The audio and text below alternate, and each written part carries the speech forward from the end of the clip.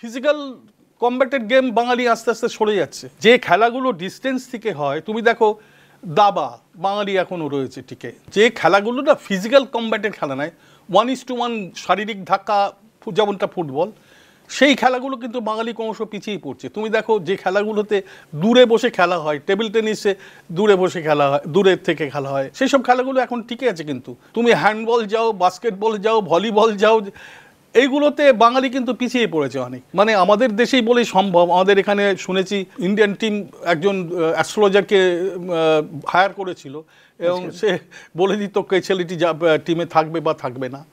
এই রকম অন্ধকারাচ্ছন্ন একটা কুসংস্কারকে আঁকড়ে ধরে পড়েছিল। এই টিমের কি উন্নতি হবে? সেকেন্ড কথা হচ্ছে যে তোমাকে একটা তো পরিকল্পনা নিয়ে কিছু করতে হবে। এখানে সেই পরিকল্পনা করার লোকটাই নেই। তুমি আইএফএ সেক্রেটারিকে এখন গিয়ে জিজ্ঞেস করো যে বসে এই ফুটবল টিমটা কেন আপনি ফুটবল লিগটা শেষ করতে পারলেন না। আমার প্রশ্ন হচ্ছে ক্যালকাটা ফুটবল লিগ কেন বারাসাতে হবে? তুমি তাহলে বেঙ্গল ফুটবল লিগ করে দাও। আর খেলাটা বন্ধ হয়ে গেল কেন?